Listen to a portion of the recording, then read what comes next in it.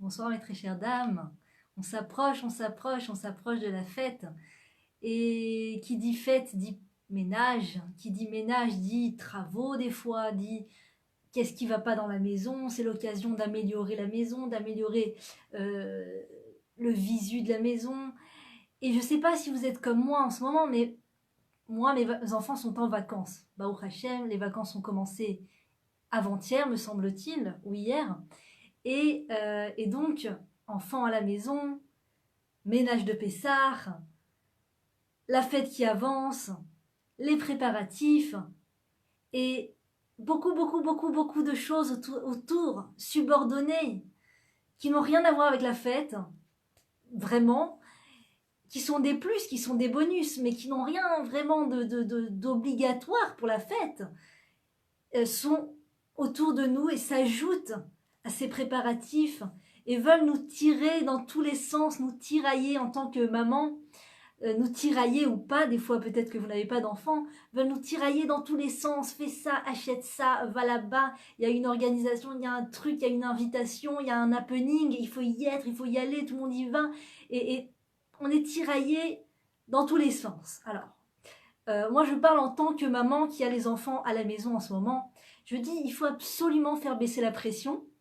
parce que il faut se réordonner, se réorganiser, se réinitialiser avec l'essentiel. D'accord? Il faut se souvenir de qu'est-ce qui est essentiel et faire la part des choses entre cette voix qui m'aide à me concentrer sur l'essentiel et cette voix qui cherche toujours à l'intérieur de moi à me déconcentrer de l'essentiel, à me frustrer, à me donner un sentiment de frustration en me faisant croire que c'est pas suffisant ce que je suis en train de faire, qu'il faut encore, qu'il faut plus, qu'il faut mieux.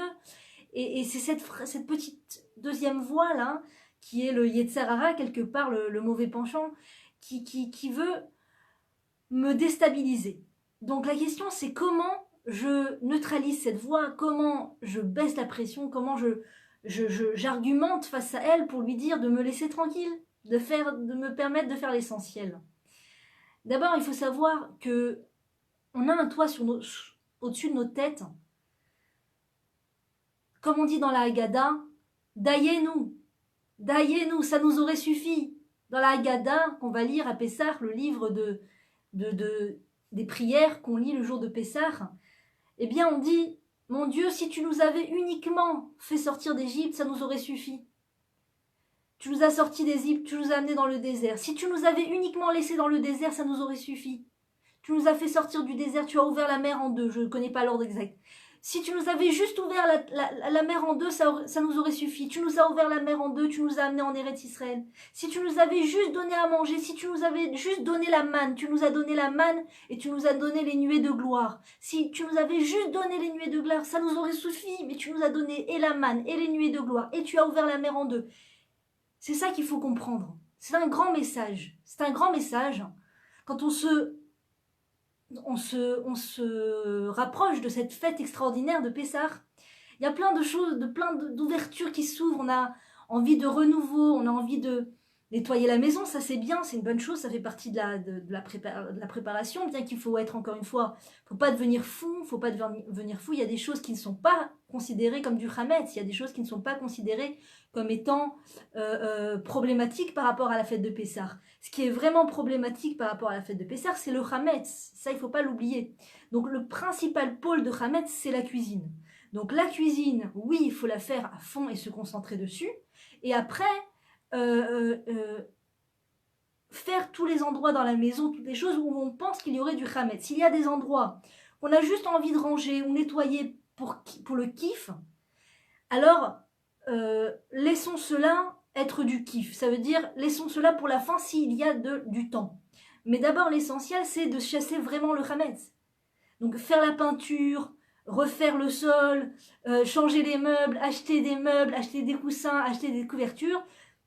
Si on a la possibilité et la capacité de le faire et la possibilité physique et financière de le faire et on a le temps pour le faire et ça ne nous coûte ça ne coûte pas trop cher par rapport au fait qu'on doit laisser nos enfants de longues heures entre les mains des autres, la brioute, pourquoi pas, titrachou, comme on dit en hébreu, renouvelez-vous. on se renouvelle avec plaisir, il n'y a pas de problème. Mais c'est pas l'essentiel. Ça veut dire que si, au final, pour ces préparatifs de Pessah, on n'aura pas réussi à acheter quelque chose de nouveau, on n'aura pas réussi à refaire cette peinture qui nous obsède, où tous les jours on voit les traces. Mais oui, j'ai besoin de refaire la... Ah oui, il faut vraiment refaire la peinture. Oui, ça, on a neutralisé toutes les traces dans la maison. Et si on n'a pas refait la peinture, c'est pas grave. D'accord, il y a pas logiquement, il n'y a pas de chametz sur les murs, sauf si c'est vraiment des traces de chametz. Des fois, il y a du choco, des morceaux de gâteau. On peut nettoyer avec une éponge, on n'est pas obligé de refaire la peinture. Donc, ça, c'est des bonus. C'est que des bonus. Déjà, se rappeler que j'ai un toit au-dessus de ma tête. Avant de me concentrer sur ce qui ne va pas dans ma maison, avant de me concentrer sur les tâches que je veux faire disparaître, avant de me concentrer sur la bibliothèque que j'ai envie de réparer, avant de me concentrer sur ces cadres qui commencent à m'énerver et que j'aimerais faire bouger de cet endroit, concentre-toi déjà, concentrons-nous déjà sur se remplir de ce sentiment de remerciement envers le Créateur qui nous a donné un toit au-dessus de notre tête, qui nous abrite et qui abrite tous les membres de notre famille. C'est extraordinaire, qui nous abrite depuis tant de jours, tant d'années, et qui va continuer de nous abriter. C'est pas évident, c'est pas une évidence. Il y a des gens qui n'ont pas de toit au-dessus de leur tête. Il y a des gens qui n'ont pas d'appartement, qui n'ont pas de maison, qui n'ont pas où vivre. Il y a des gens qui vivent dans des garages, Il paraît qu'à Bnei Brak, c'est le Rav Yigal Cohen qui le raconte, à Bnei Brak, c'est très courant de transformer un garage en une chambre. Donc, pour les nouveaux couples qui se marient, après le mariage, eh bien, il y en a qui n'ont pas les moyens de se payer plus qu'une chambre dans un garage. Ils vivent dans un garage avec leur femme, le mari, la femme, des fois il y a des enfants. Moi-même, ne serait-ce que dans mon parcours avant d'habiter là où j'habite aujourd'hui, Dieu merci, avec mon mari, on a habité, oui, dans un genre de petit garage qui avait été aménagé en appartement, en quelques chambres. Il n'y avait pas de lumière qui rentrait. Ah tiens, c'est bien de me souvenir de ça. Ça sera un bon exercice pour me rappeler à quel point je suis chanceuse de ne plus habiter dans cet endroit. Pendant l'hiver, c'était juste inchauffable. Il n'y avait pas de possibilité de chauffer l'endroit. On avait beau mettre des radiateurs, on ne pouvait pas trop en mettre, sinon ça pétait. Enfin, on avait beau mettre des radiateurs, des souffleuses dans le lit, dans la couverture chauffante, on avait tout essayé. Rien n'aidait parce que c'était à même la rue et il y avait le froid qui rentrait par la porte qui était très mal isolée, très mal isolée, et donc il y avait tout le froid qui rentrait et il faisait un froid glacial dans l'appartement en hiver. En été, il n'y avait pas de lumière du tout, donc il n'y avait pas de lumière en permanence toute l'année, hiver comme été, il n'y avait pas de lumière naturelle dans la maison. Donc c'était que les petites ampoules qu'on allumait comme ça et au bout d'un moment tu t'habitues à plus voir la lumière du jour et c'est une ambiance quoi, c'est spécial. Et puis je me souviens, la cuisine était tout était petit, tout était minuscule, ça devait faire 15-20 mètres carrés peut-être, je crois. Et la cuisine était au fond, et il n'y avait vraiment pas de lumière dans cet endroit.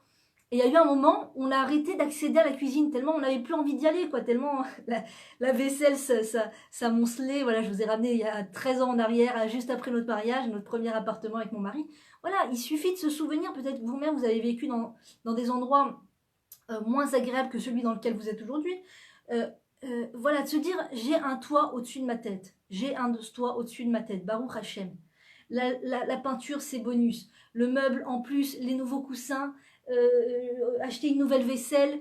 J'ai vu un catalogue. Alors, les catalogues, c'est très vicieux. C'est très vicieux parce que tout ça, c'est l'encouragement à la consommation, l'encouragement au consumérisme. Ça, c'est un des esclavages dont il faut se sortir. La fête de Pessah, c'est quoi? Le message principal, le travail principal d'un juif, c'est de sortir d'Égypte. C'est de sortir de tous les esclavages qu'il a à l'intérieur de lui. Et donc, tous les catalogues, tout ce qui est, tous les SMS qu'on nous envoie, les mails qu'on nous envoie pour nous dire qu'il y a des soldes, il y a des ventes, il y a des soldes, il y a des soldes, et venez, il y a des bonnes affaires et tout. Ça, il faut faire attention, parce que au bout d'un moment, après, quand on feuillette ces catalogues, on ne peut pas rester imperméable. C'est pas possible. Tu lis ces choses-là, tu vois ces choses-là, tu as envie de ces choses-là.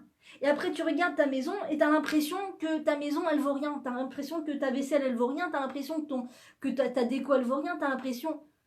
Tout ça parce que tu as vu un catalogue qui a dans ce catalogue des choses que tu n'as pas. Des choses nouvelles, des choses que tu as envie...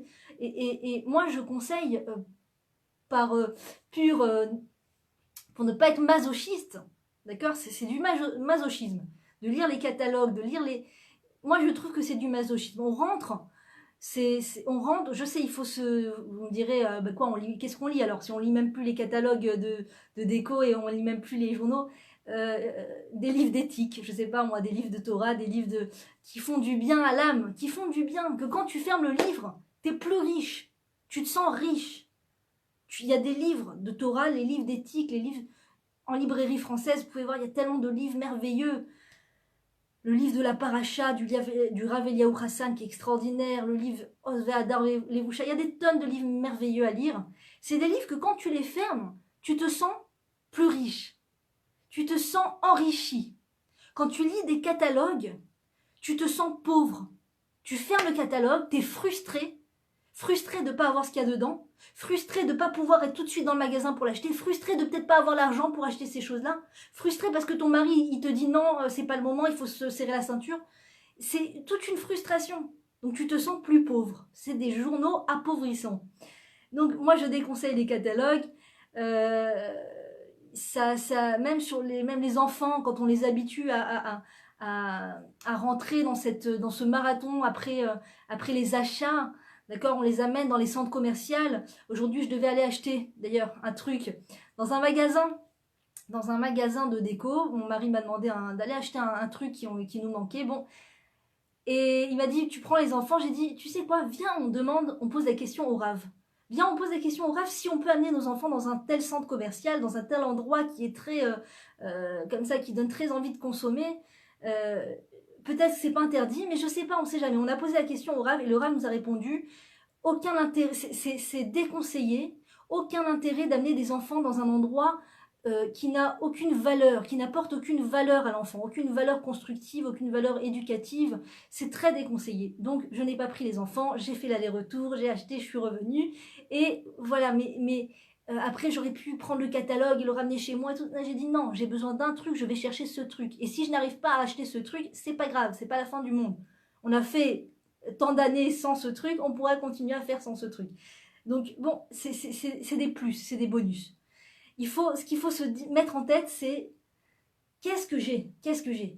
D'accord? Quand tu es chez toi maintenant, si vous êtes dans la même situation que moi, chez vous, dans votre maison, avec vos enfants, et que vous êtes en train de vous occuper d'eux, vous êtes en train de leur faire à manger, vous êtes en train de répondre à leurs demandes, il y a plusieurs demandes en même temps, il y a une pression, il y a une ambiance, tous les enfants qui veulent des choses, il faut doucher les enfants, il faut les habiller, il faut les écouter, il faut leur répondre gentiment, il faut leur faire à manger, il faut leur donner ce qu'ils veulent, il faut leur faire des biberons, il y a plein de choses à faire.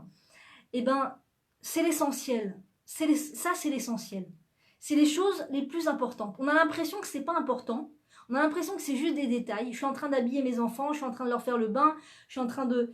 Et il y a une petite voix, cette deuxième voix dont je vous parlais, celle qui veut toujours nous déstabiliser, qui va nous dire c'est tout.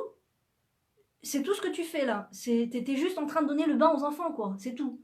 Fais autre chose en même temps. Je sais pas, essaye de ranger un peu à côté, essaye de faire autre chose, essaye de en même temps de te maquiller, essaye de t'habiller.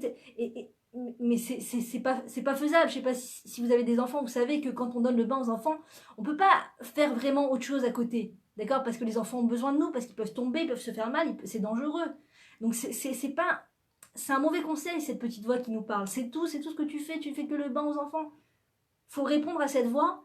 Je suis en train de faire l'essentiel. Arrête de me déranger. Laisse-moi me concentrer sur l'essentiel. Oui, je suis en train de donner le bain à mes enfants. Oui, le contact avec mes enfants quand je suis en train de les laver, de les nettoyer, ou juste de les regarder en train de plonger sous l'eau et de sortir la tête. Maman, tu m'as vu? Non, tu m'as pas vu. Pardon, mon chéri, recommence. Tu m'as vu? Oui, mon chéri, je t'ai vu. Ah oui, tu m'as vu. Ce moment-là, c'est un moment qui construit l'enfant. Qui a vu que maman l'a vu. Je me sens important. Déjà à la racine, ils se sentent importants. Ils n'auront pas besoin d'aller se photographier en selfie toute la journée et de mettre des photos sur Instagram, sur Facebook et tout ça. Ils n'auront pas besoin de ça. Ils n'auront pas besoin de ça parce que à la racine, j'étais là. J'étais là, dans les moments les plus importants. Je les ai caressés dans le bain, je les ai coiffés dans le bain. Ça, c'est le plus important. Et cette voix-là, cette deuxième voix, elle veut nous faire croire que c'est pas très important. D'accord? On fait à manger aux enfants. C'est tout, tu fais juste à manger aux enfants. Et qu'est-ce que tu comptes faire d'autre à part ça aujourd'hui? Bah là, j'ai pas prévu de sortir. Là, les enfants sont à la maison. Attends que déjà que je leur fasse à manger, déjà qu'ils mangent, déjà que on finisse de manger, déjà que moi je mange un peu, que je fasse un petit peu de rangement vite fait. Parce que quand on essaie de faire un gros rangement, un vrai rangement sérieux avec les enfants, ça aussi c'est frustrant. Ça aussi c'est frustrant. Parce que les enfants ont envie d'être là, ont envie de participer, ils sont vivants, bah, au Hacham, ils veulent quelque chose, et donc on ne peut pas vraiment se concentrer sur le ménage quand les enfants sont là. Moi je trouve personnellement, si vous y arriviez, et sans pression, sans stress, et vous ne sentez pas un stress intérieur, et vous ne sentez pas que vous manquez de, de patience avec les enfants, pas de problème, pas de problème. Moi personnellement, je sens, ces derniers temps, je l'ai testé, que quand j'essaye de ranger, de nettoyer en même temps que les enfants, d'abord, je n'arrive jamais jusqu'au bout du ménage, du rangement. D'accord, je n'arrive jamais, ça finit jamais. Ça ne finit jamais, les actions ne terminent jamais. Et en plus de ça, j'ai un stress intérieur parce que je n'arrive pas à nettoyer. Enfin, je nettoie et mon enfant me demande quelque chose, donc je me sens arrêtée dans mon acte et donc ça fait un stress, ça fait une pression. Donc j'ai remarqué qu'il vaut mieux pas trop essayer de ranger quand ils sont là. Si j'ai envie de ranger, quand ils vont dormir. Si j'ai envie de ranger, c'était avant qu'ils soient en vacances. Ou alors faire venir quelqu'un pour le ménage. Ou alors, je sais pas, parler avec le mari. Écoute, moi je m'occupe des enfants et toi tu t'occupes du ménage. Ou l'inverse, toi tu t'occupes des enfants, moi le ménage. Mais les deux en même temps, je sais pas, c'est une pression quand même, c'est une pression. Si vous y arrivez, la brioute. Euh, Faire participer les enfants, ça ils adorent. Ils adorent. Mais pas une participation où tu mets haut la barre, d'accord? Pas une participation où tu attends des résultats nickel, où tu as l'impression que tu as embauché de la main-d'œuvre, d'accord? Quand on demande aux enfants de participer, quand on leur propose de participer, c'est une invitation, on n'embauche pas de la main-d'œuvre, d'accord? On n'attend pas des résultats. On fait ça pour, pour les faire kiffer. Pour les faire kiffer. Par exemple, un truc qu'ils adorent, c'est faire passer l'aspirateur. Surtout quand il y a beaucoup de miettes. Donc, super endroits. Quand tu lèves le fauteuil, normalement, il y a plein de miettes. Tu as des tiroirs dans la cuisine spéciaux où tu sais que dedans, il y a plein de miettes. Laisse-leur le kiff. Tu branches l'aspirateur. Mon chéri, qui veut faire les miettes? Qui veut faire? S'ils veulent pas de problème. S'ils veulent pas, c'est pour leur kiff. C'est pour leur donner le sentiment qu'ils ont une valeur, qu'ils participent, qu'il y a des choses sur lesquelles je peux leur dire waouh, bravo mes chéris, c'est bien. Et ça ne doit pas être en fonction du résultat. D'accord? Mon exclamation de joie, de merci, mon amour, ça ne doit pas être s'il reste plus de miettes, alors je lui dirai super mon amour. Et s'il reste des miettes, non, je ne peux pas lui dire super mon amour. Regarde, il reste des miettes, il reste dans le coin, dans le coin. Oui, c'est bon, je les ai vus, moi aussi. Mais c'est pas grave. Le principal, c'est que mon enfant a senti ce moment incroyable où il aspire des miettes avec l'aspirateur. Il s'est senti efficace. Imagine, non mais imagine, nous adultes, personne n'a besoin de nous, quoi. Personne ne nous fait jamais participer. D'accord? C'est frustrant, on a envie de participer, on a envie de faire quelque chose, on a envie de sentir qu'on est utile, d'accord? Imagine quand les enfants, on les fait jamais participer, quand est-ce qu'ils vont se sentir utiles eux-mêmes? Donc en fait, c'est pas les faire participer quand ça t'arrange. Les faire participer là où eux, ça les arrange, là où eux, ça leur fait plaisir, d'accord? Même si c'est des choses qui t'arrangent pas forcément. D'accord? Ton enfant veut faire les fenêtres et tu sais que les fenêtres vont sortir plus sales quand ils les font que maintenant. D'accord? Eh ben c'est pas grave. Il a envie de faire les fenêtres. D'accord? Il t'a vu commencer à faire le truc là. D'accord? Il a dit ah maman j'adore. Ah ben mon chéri tu veux le faire avec plaisir. Mais c'est pas pour le résultat. C'est pour le faire kiffer. C'est pour le faire kiffer. Alors je sais on est à quelques jours de Pessard, on a quelques semaines, quelques jours je sais pas. Eh bien, je sais qu'il faut au final que le Hametz disparaisse. Alors c'est peut-être c'est pas le moment de les faire participer, peut-être ça va rajouter du stress au fait que je vais peut-être pas arriver à bout du Hametz juste avant Pessah. Je sais que Dieu nous aide à faire sortir ce Hametz de la maison et que Dieu nous aide à faire sortir le Hametz de nous aussi, de l'intérieur de nous. Ce Hametz, cette volonté de toujours vouloir des résultats top, comme ça, l'appartement, nickel, catalogue, ça, le résultat, D'ailleurs, quand on commence à ranger le matin, il il se peut qu'on soit très efficace, on va faire un super, tout un placard, toute une penderie qu'on n'a pas fait depuis très longtemps, ou un placard en entier, on va y arriver jusqu'au bout, et puis après on regarde le résultat et on se dit, ah génial, j'y suis arrivé, je suis arrivé jusqu'au bout. Et puis après on se retourne et puis on voit un autre placard qu'on n'a pas encore fait, on voit dehors des sacs jetés, on voit là un truc sale, et il y a cette deuxième voix là qui a envie de se manifester et de dire, ah ouais, mais il n'y a rien qui est fait, quoi. Ah ouais, mais c'est pas possible. Rien, on n'y est pas du tout là. Mais c'est la grosse galère. Mais en fait, il faut lui dire, daillez-nous, daillez-nous. J'ai réussi à faire ce placard, j'ai réussi à faire cette armoire, j'ai réussi à faire cette cuisine. Ça, c'est Myriam Methoudi, la rabbinite Myriam Methoudi, qui nous a enseigné ce principe extraordinaire et ça nous a changé la vie, vraiment. J'ai une personne proche que je connais qui habite en dehors d'Israël, qui avait assisté à ce cours de Myriam Methoudi, et tous les ans, quand je l'ai pour Pessah, elle me dit, je me souviens du conseil de Myriam, je me souviens du conseil de Myriam quand j'étais chez toi par rapport à Pessah, que quand tu fais quelque chose, tu dois être content de ce placard, tu dois être content de ce placard que tu as fait. Et c'est pas parce que tout le reste de la maison est dans un état catastrophique que tu dois si vite oublier ce placard que tu viens de terminer. Petit à petit, petit à petit. Je crois que Pessah, c'est la fête de l'humilité, en fait. C'est aussi la fête de l'humilité. Parce que c'est ce que ça représente la matzah. La matzah qui n'a pas gonflé. Parce que gonfler, quand on gonfle, quand la farine gonfle, ça représente la geava. La geava, c'est l'orgueil.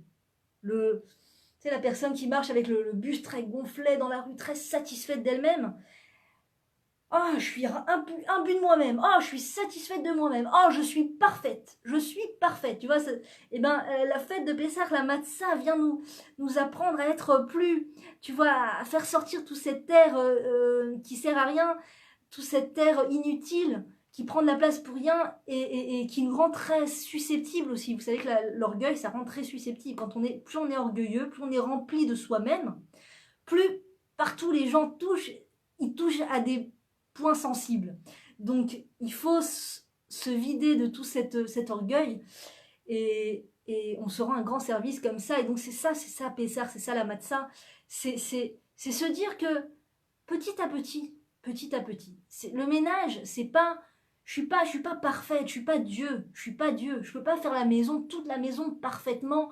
D'accord, je suis pas avec une équipe maintenant de photographes qui viennent m'aider à nettoyer l'appart et à faire un shooting pour une maison de catalogue. Je suis toute seule. Je dois faire une maison, je dois faire un appartement. Donc petit à petit, et chaque placard que je fais, je dois avoir l'humilité de reconnaître que c'est déjà ça. C'est déjà énorme. Dayenou. Ah Myriam, coucou. J'ai parlé de toi juste avant. Alors, dayenou. Voilà. C'est se remplir de cette conscience de sa capacité, de comprendre que je ne suis pas un robot, je ne suis pas cette Wonder Woman avec les 6 bras, d'accord, qu'on aime bien s'imaginer, je fais tout en 2 secondes, je touche à tout, parce que il y a les enfants, il faut se souvenir qu'il y a les enfants. C'est pas une erreur s'il y a les enfants dans les pieds. Si on a les enfants dans les pieds qui sont en train de nous tirer la jupe, le t-shirt, tout ça, c'est pas une erreur. Le Créateur nous sauve des films qu'on se fait, de l'illusion dans laquelle on rentre, je vais faire la maison parfaite, je vais faire la maison de catalogue. Il nous sauve de cette folie. Il nous sauve de cet égocentrisme de la maison parfaite, de la maison catalogue.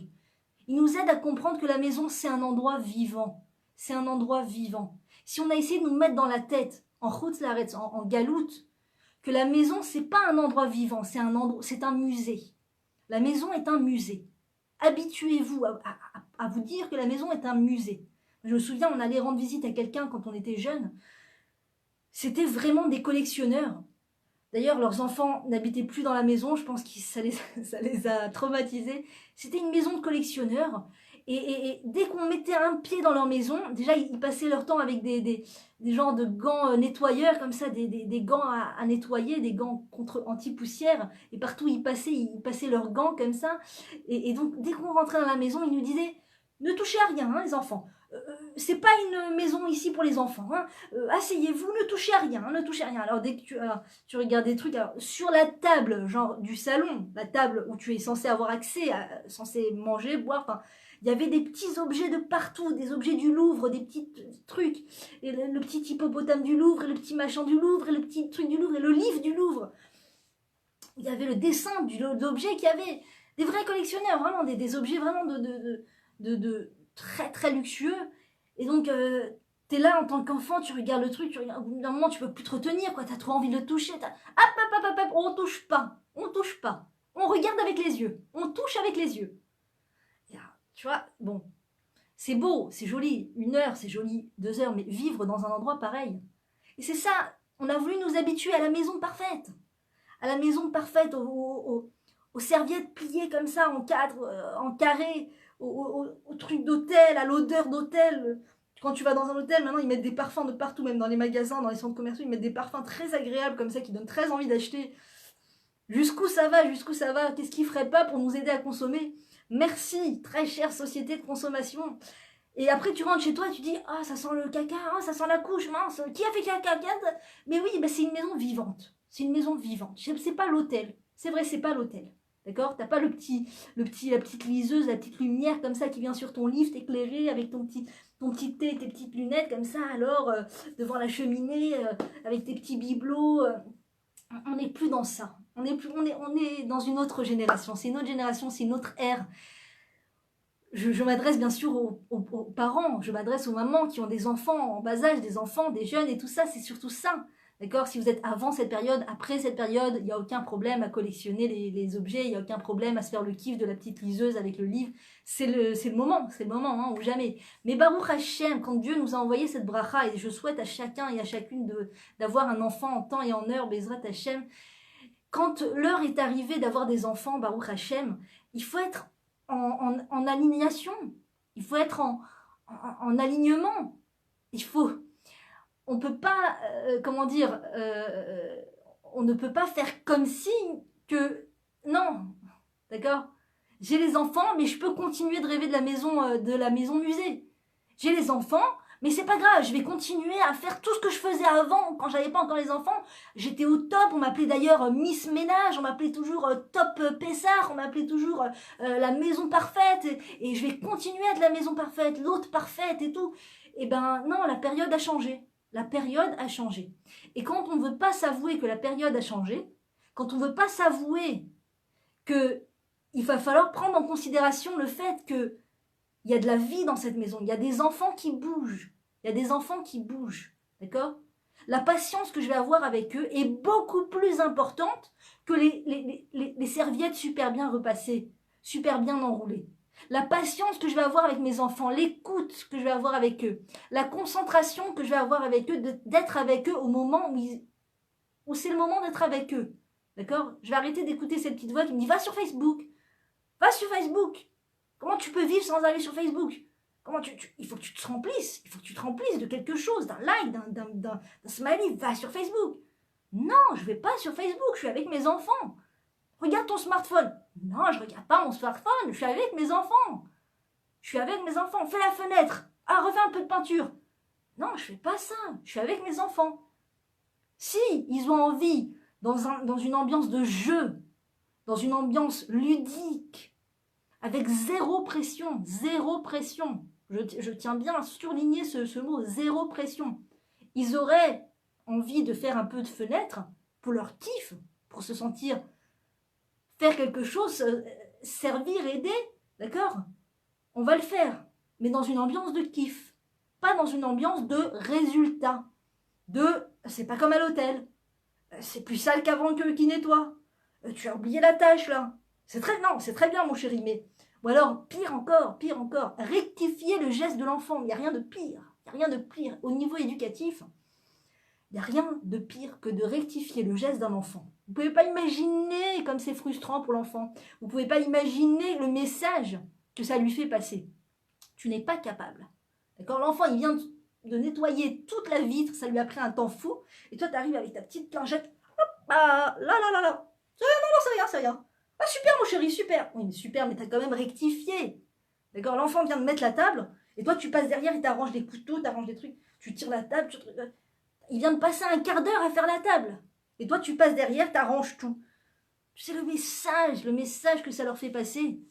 Tu n'es pas capable. Tu es incapable. Donc la question, c'est est-ce que moi, je suis capable de faire un lâcher-prise sur les résultats, sur le qu'en dira-t-on, sur l'image que je vais donner aux autres? Ah non, mais c'est pas possible, là, les invités vont arriver, ils vont croire qu'on sait pas mettre la table, ils vont croire que je suis handicapée, que je sais pas mettre la table. Attends, avant je faisais des décos de fou avec des fleurs, vraiment, je le faisais vraiment en plus. Non, mais je ne parle que par connaissance. Je faisais des décos de fou, c'est vrai. Je mettais des petites fleurs du jardin, je les mettais au centre comme ça et je travaillais la fleur. Je prenais toujours une photo, hop là, avant d'eux. Il n'y avait pas encore Instagram à l'époque, heureusement d'ailleurs. Je prenais toujours la photo de la table avant Shabbat, comme ça, avec le centre de table, les serviettes, les trucs et tout. Tu sais combien de temps il faut pour faire ces trucs-là. Et puis tu as besoin de silence parce que tu es dans la créativité. Donc, dès qu'il y a un bruit, ça dérange. Combien on va souffler? Combien on va souffler? Donc là, c'est l'occasion de comprendre que la maison, c'est un moment, c'est un endroit vivant. Moi, je rapporte toujours des petites choses qui m'ont permis de faire un lâcher-prise, qui m'ont permis de changer dans ma vision des choses. Il y a 2 photos que j'ai vues qui m'ont beaucoup aidé à lâcher prise et auxquelles je me raccroche quand j'ai une petite retombée dans la maison catalogue. Alors, la première photo, c'est d'abord je crois que c'est dans le livre de la rabbinite Kanievski, Aléa Shalom. La rabbinite Kanievski, que son mérite nous protège, elle avait 10 ou 12 enfants peut-être, et ils avaient un tout petit appartement avec une toute petite cuisine. Et il y a une photo comme ça d'une cuisine, mais rudimentaire. Et tous les placards étaient ouverts. Tous les placards ouverts. Donc en termes de catalogue, c'est pas le top, hein. Kvod Arabanit. Vous pouvez pas imaginer combien cette photo m'a aidé à faire un lâcher prise. Vous pouvez pas savoir. Quand j'ai vu cette photo, j'ai dit voilà, cette femme qui avait 10, 12 enfants, voilà, c'est l'état de sa cuisine, c'est tout, il n'y a pas où aller, c'est comme ça, on va pas se mentir, combien on va se mentir? Moi un jour je me souviens, on a été chez quelqu'un en vacances, ils nous ont dit interdiction de toucher à la cuisine. Interdiction, surtout ne touchez pas à la cuisine. Ah pourquoi vous faites très attention à la cache-route? Non, rien à voir, on ne cuisine pas dans cette cuisine. Nous-mêmes, quand nous sommes dans notre appartement, nous mangeons au restaurant pour ne pas salir la cuisine. Parce que le marbre est un marbre de très très grande qualité, enfin de qualité très très fragile, qui a coûté extrêmement cher. Les matériaux ont coûté extrêmement cher. Ce sont des matériaux qui ne sont pas imperméables à l'eau. Donc si on se met à cuisiner, ça va laisser des traces. Donc on ne se sert jamais de la cuisine. Imaginez la vie. Imaginez la vie. Donc quand tu vois la cuisine de la rabbinite Kanievski, tu te dis, Sachalik, c'est ça une cuisine vivante. Tous les placards ouverts, rudimentaires. Je me souviens, enfin, dans le livre aussi, il raconte, quel livre extraordinaire, le livre sur la vie de la rabbinite Kanievski. Ça, c'est un bon livre. Il raconte une histoire, il y avait énormément de gens qui faisaient la queue pour venir poser des questions à la rabbinite et au Rav Kanievski, que Dieu le garde en bonne santé, la Netzar. Et il y a une personne qui est venue demander, est-ce qu'on doit apporter un appareil qui fait des purées, un appareil électrique qui fait de la bouillie de purée, qui met les purées, les pommes de terre en bouillie. C'est un appareil électrique. Est-ce qu'on doit le mettre dans le mikvé? Donc la rabbin Kanievski, il y avait l'appareil devant elle. Elle a pris l'appareil, elle a couru chez son mari. Elle lui a dit Kvod Arav, est-ce que tu peux répondre à ces gens-là? Est-ce qu'il faut tremper cet appareil dans le mikvé? Et le Rav Kanievski a répondu, mais pourquoi ils écrasent pas les pommes de terre avec une fourchette, comme toi? Dis-leur d'écraser les pommes de terre avec une fourchette. Alors Rav t'a dit, oui bon, ils ont acheté cet appareil, qu'est-ce qu'il faut? Ils le mettent dans le mikvé ou ils le mettent pas dans le mikvé? Pour dire la simplicité des gens. Écraser avec une fourchette, c'est pas grave si t'as pas l'appareil qui va te faire la purée. Il y a un livre, une femme non juive qui a écrit sur l'art de la simplicité. L'art de la simplicité, je remercie Nana d'ailleurs de m'avoir prêté ce livre qui a changé ma vie. C'est une femme non juive qui a écrit ce livre et qui dit que on a tellement d'appareils dans notre cuisine, tellement de choses dans notre cuisine dont on ne se sert même pas, qu'on n'a même plus de place pour mettre des choses dont on se sert vraiment. Si tu sors tous les appareils, toutes les choses que ta cuisine comporte, tu te rendras compte qu'il y a énormément de choses dont on ne se sert pas. Énormément de choses dont on ne se sert pas. Et quand on achète un appareil, il faut savoir que ça va prendre de la place. Et ça va demander de l'entretien. Donc il y a des appareils qui sont géniaux, qui rendent vraiment la vie beaucoup plus facile. il y a des appareils qui servent à rien. Donc, il ne faut pas se sentir frustré de ne pas avoir tous les appareils de cuisine et tout. On peut toujours écraser avec une fourchette, c'est pas grave. Et la deuxième photo, c'est la Mishpachat Fogel, Hachem Ikom Damam, une famille, donc, il y a eu un attentat il y a quelques années de cela, une famille qui a été, voilà, qui a été tuée par un méchabel, je ne sais plus trouver les mots en français quand on parle de choses sensibles comme ça. Euh, un méchabel donc, qui s'en est pris à une famille juive un jour de Shabbat, qui s'en est pris au père et à la mère et 2 ou 3 de leurs enfants, je crois, que Dieu venge leur sang, que Dieu venge leur sang. Et donc après, on en a appris beaucoup, énormément sur cette famille, et qui ont des parents exceptionnels, la famille Benichai. Et donc, on a commencé à en savoir de plus en plus sur cette famille et combien c'était une famille extraordinaire, qui ont su donner une éducation à leurs enfants extraordinaire et qui avaient des valeurs tellement, tellement profondes, mais d'un autre côté, qui avait un mode de vie tellement simple, tellement humble, tellement humble. Et donc, on nous a montré des photos, on a pu voir de part et d'autre des photos de leur appartement, de leur maison, comment ils vivaient, des vidéos d'eux pendant les fêtes, la joie qu'il y avait dans leur maison. Et ils avaient, moi, la chose qui me sautait à l'œil à chaque fois, c'était la simplicité de leur appartement. La simplicité, c'était pas une maison catalogue, il y avait un petit tape, un petit appareil de musique avec la prise à l'ancienne qui était posée sur le fauteuil, et c'est comme ça qu'ils mettaient de la musique et de la joie dans la maison. Et voilà, c'est simple, t'as pas besoin de mettre ton iPod et ton iPhone et tes baffes et tes trucs et tout. La simplicité de la famille, quand la famille arrive à la compréhension, quand la maman arrive à la compréhension, déjà que la maman arrive à la compréhension de cela, ça fait déjà beaucoup. Que la maison, c'est un endroit de vie. C'est un endroit de vie, c'est pas un musée. C'est pas un musée. On peut pas jouer aux gendarmes toute la journée après nos enfants. Mets ton manteau à sa place, mettez le livre à sa place, j'ai rangé tout en ordre, ne touchez à rien. Tout ça, c'est pas un musée parce que on est en train de laisser des séquelles chez les enfants, d'accord? Si on est en train d'essayer d'éviter au maximum qu'il y ait des traces sur les murs, eh bien ces traces, on est en train de les laisser sur nos enfants. Que Dieu préserve. Et combien d'enfants sont traumatisés par les préparatifs de Pessah? Tellement il y a une ambiance de stress. C'est pas tous les enfants. Pas tous les enfants. Mais des fois, il arrive que les enfants arrivent à être traumatisés des fêtes de Pessah. C'est plus un plaisir pour eux. Il y a tellement de stress, de fais ça, regarde, j'ai fait le ménage, touchez pas, surtout faites rien. Et ça, il faut pas perdre son cœur. Il faut pas, pendant le ménage et pendant les préparatifs de Pessah, au nom de Pessah, au nom de la fête, perdre son cœur de mère, de maman. D'accord? Le cœur de la maman, c'est très important. Le cœur de la maman, il doit être en permanence aux aguets. Il doit être en permanence là, là pour les enfants, présent pour les enfants. Pas oublier que les enfants ont besoin de nous. Ils ont besoin de nous parler. Ils ont besoin d'une oreille. Si on les écoute pas, si on n'arrive pas à se poser 2 secondes pour les écouter, d'accord, avec concentration et intérêt, au bout d'un moment, ils vont se sentir tellement pauvres en écoute qu'ils vont devoir aller chercher cette écoute ailleurs. Ils vont devoir aller chercher cette écoute, malheureusement, pas toujours à la meilleure adresse, dans la rue, malheureusement. Donc, on peut encore prévenir les dégâts. On peut encore faire de la prévention. On est à l'heure, je parle aux mamans qui ont des enfants jeunes, d'accord? Eh bien, on est encore à l'heure où on peut encore faire de la prévention. Et moi, je pense qu'il n'est jamais trop tard pour réparer. Jamais trop tard pour réparer. Un enfant a besoin d'écoute de sa maman jusqu'à l'infini, jusqu'à 120 ans, jusqu'à Adam et Tsar, jusqu'à l'infini. D'accord?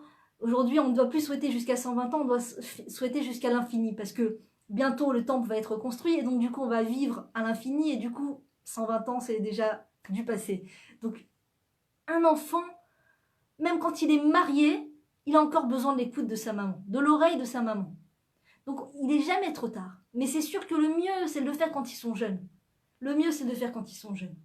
Donc, je sais qu'il y a une liste de choses à faire. Je sais qu'il y a il y a du nettoyage à faire. Je sais qu'on est à quelques jours avant la fête. Mais ne jamais perdre son cœur de maman. Ne jamais perdre cette oreille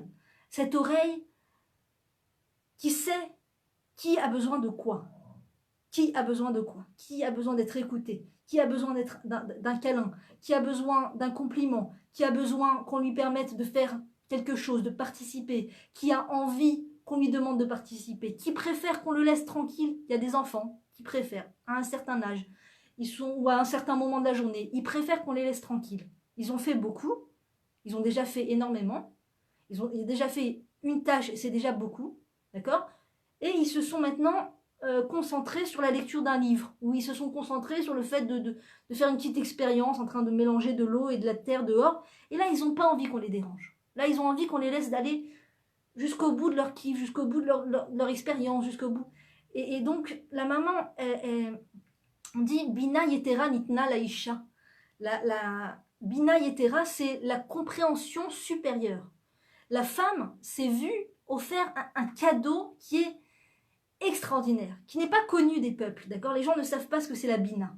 Les gens savent ce que c'est le CV chargé, les gens savent ce que c'est un salaire faramineux, les gens savent ce que c'est un super diplôme, mais les gens ne savent pas ce que c'est la Bina Yetera. Les gens ne savent pas, si les gens savaient, si le monde savait, qu'est-ce que c'est que cette Bina Yetera, cette compréhension supplémentaire qu'a reçue la femme?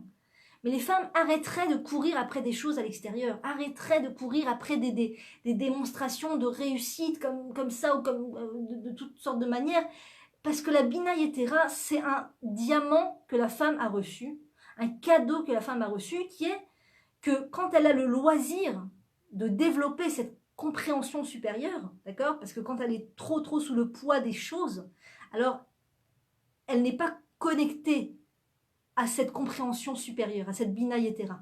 Mais quand elle se défait de tous les poids indésirables, de toutes les choses qui n'ont pas lieu d'être dans sa vie, d'accord, quand elle se défait des charges trop lourdes dans sa vie, d'accord, eh bien, elle a le loisir de pouvoir être connectée à sa compréhension supérieure, sa Bina Yetera.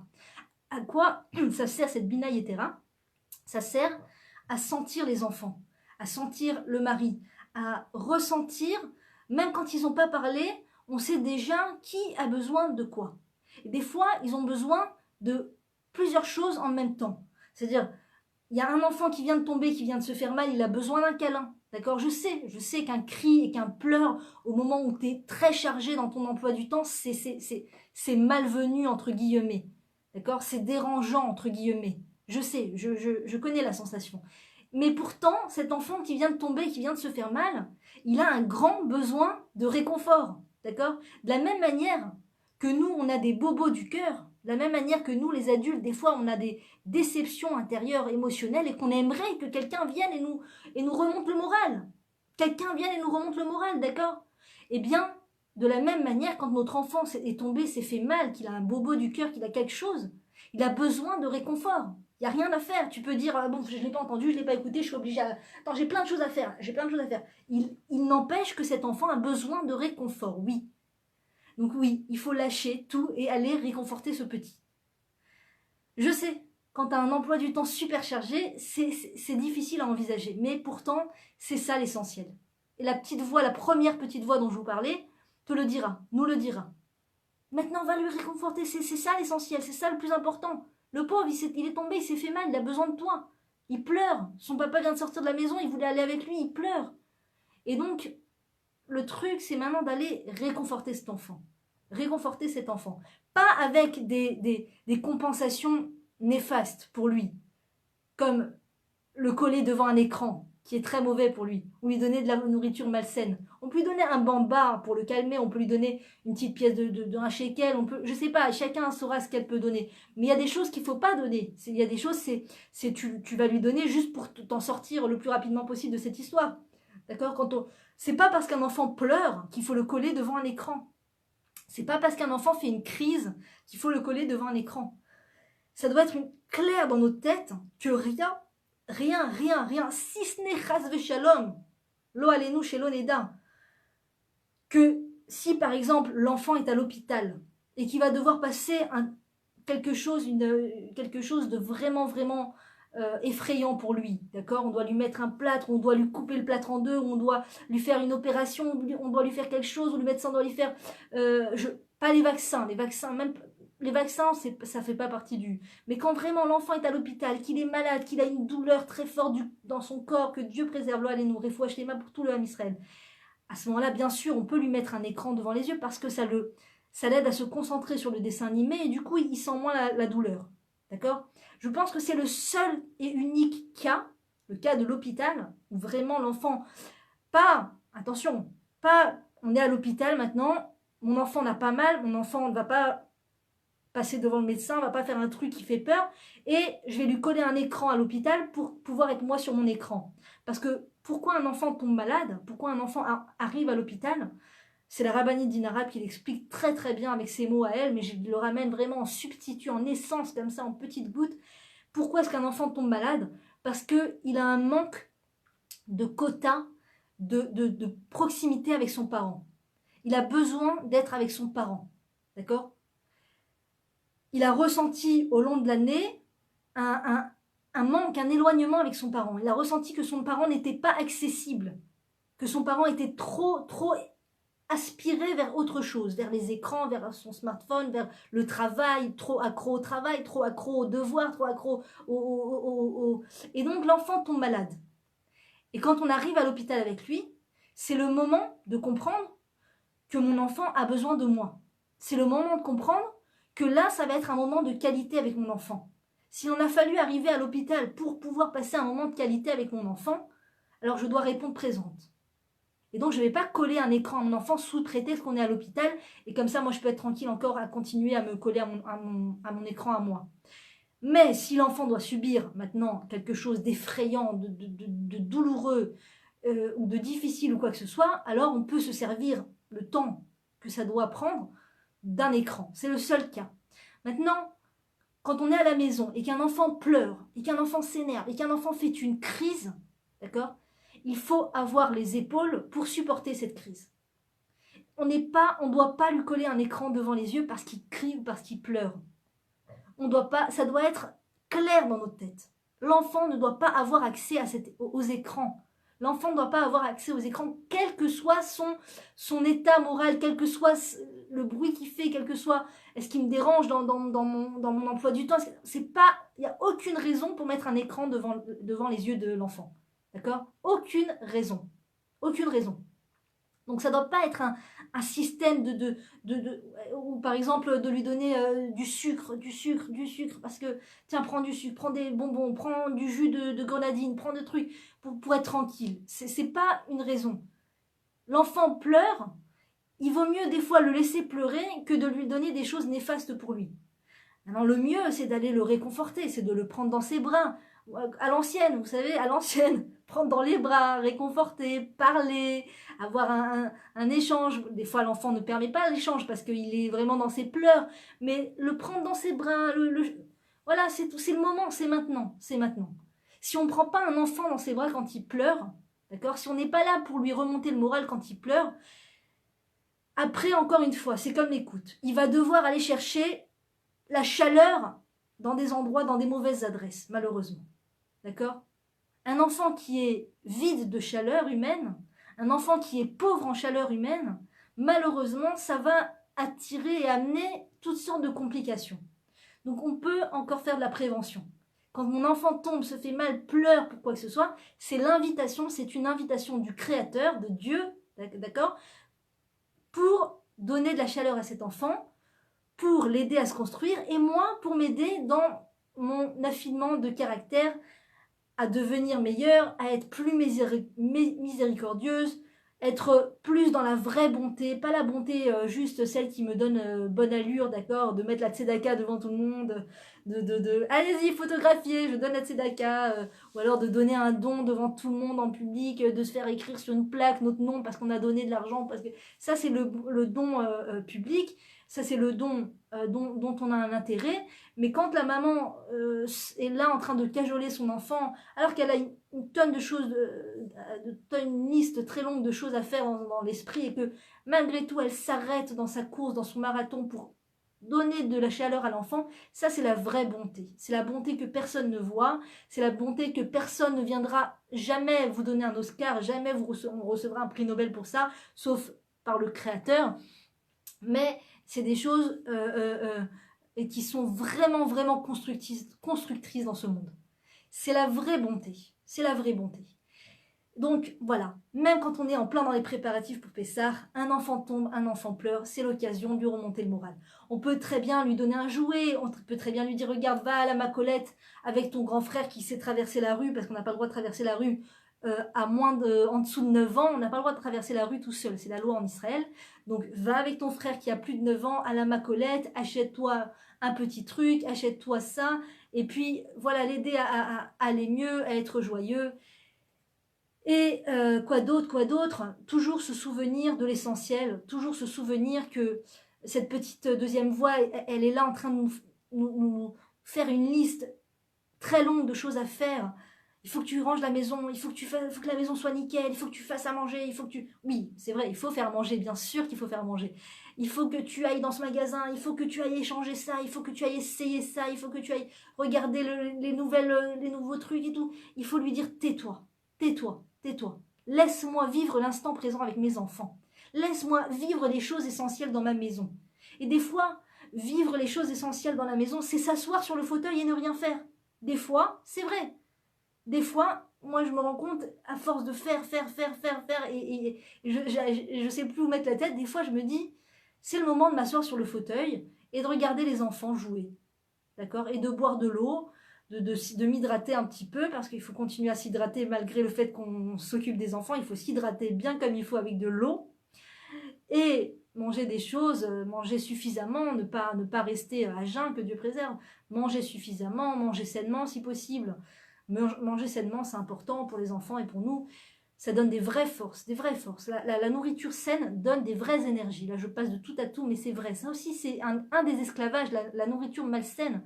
C'est un des esclavages dont il faut se sortir, parce que c'est mauvais pour la santé, et c'est mauvais pour la santé des enfants aussi. Donc oui, faire des efforts, se renseigner sur l'importance de la nourriture saine, ça donne beaucoup d'énergie, la nourriture saine. Ça donne plus d'énergie que la nourriture malsaine qui pompe l'énergie finalement du corps et qui, au lieu de donner de l'énergie au corps, va encore retirer l'énergie du corps, va encore affaiblir le corps.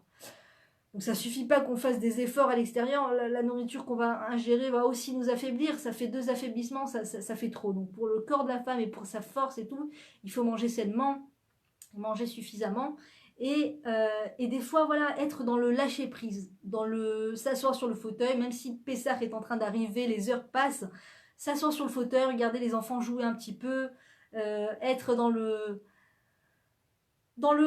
moment présent, être voilà. Et puis après, il y a un moment où ils vont aller ailleurs, ils vont disparaître, ils vont aller dans la chambre, ils vont être concentrés sur un jeu tous ensemble. Et là, ça va être un petit moment pour peut-être faire un peu le ménage dans la cuisine, essayer voilà, de ressentir les choses. Mais il y a des moments où c'est pas le moment. Il y a des moments où c'est pas le moment, où tu peux pas faire 2 choses à la fois. Tu peux pas en même temps être avec les enfants et faire du ménage vraiment très minutieux. Tu peux pas être avec les enfants et t'imaginer les 20 000 endroits où tu aurais envie d'être ailleurs qu'avec tes enfants. C'est très, très déchirant à l'intérieur. Ça fait qu'on a le visage. Le fait qu'on ne sourit pas à la maison avec les enfants, d'abord c'est un moins pour eux, c'est un minus, c'est dommage pour eux. Et ça vient du fait que cette deuxième petite voix nous dit va là, il faut que tu ailles là, il faut que tu ailles là. Tu vas pas rester toute la journée à la maison avec des enfants. Va là, il faut que tu ailles là, il faut que tu ailles là. Quand ton mari arrive, tu prends la voiture, tu pars, tu vas là-bas, tu vas là-bas, tu vas là-bas. Et ça nous fait, petit à petit, on perd le sourire parce que on est dans le truc de là, je suis en train de coiffer mon enfant, je suis en train de donner le bain, mais j'aimerais être ailleurs. Ce j'aimerais être ailleurs, c'est ça qui nous fait perdre le sourire. C'est ça qui nous fait perdre la bonne humeur. C'est ça qui nous fait perdre l'émerveillement pour tous ces petits moments avec les enfants. Je dis pas, il y a des moments, on a besoin de respirer à l'extérieur. On a besoin de sortir à l'extérieur, voir autre chose, avoir un petit moment pour soi. Il y a des moments. Mais c'est pas obligatoirement tous les jours, c'est pas obligatoirement toute la semaine, toutes les semaines. Il y a des fois, des journées entières, on va être à la maison avec les enfants. Et c'est là où il faut dire à cette deuxième voix, ma journée aujourd'hui, c'est à la maison avec les enfants. Et c'est extraordinaire. Daillez-nous. J'ai un toit au-dessus de ma tête, j'ai des enfants, je m'en occupe. Daillez-nous. Il y a des gens qui rêveraient de pouvoir s'occuper d'enfants. Il y a des gens qui rêveraient de pouvoir s'occuper de leurs enfants. Et ils n'ont pas leurs enfants. Parce qu'ils sont à l'hôpital, que Dieu préserve. Parce qu'ils sont en impossibilité de s'en occuper. Et donc, d'autres personnes doivent s'en occuper. Et ils en souffrent énormément. Moi, Baruch Hashem, j'ai les capacités physique, j'ai la capacité mentale de pouvoir m'occuper d'eux.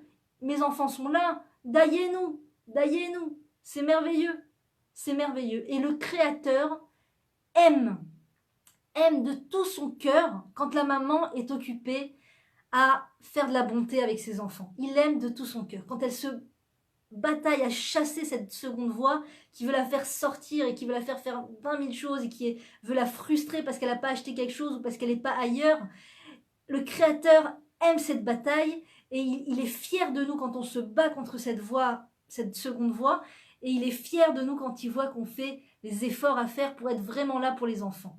Donc, pas de frustration. L'essentiel, c'est de faire sortir le vrai Hametz de la maison et de faire sortir le Hametz du cœur. Voilà. À très bientôt, mes chères dames. J'espère que ça aurait un petit peu fait avancer les choses. Si vous sentez que ça vous a aidé, n'hésitez pas à partager. Que Dieu nous aide. À très bientôt.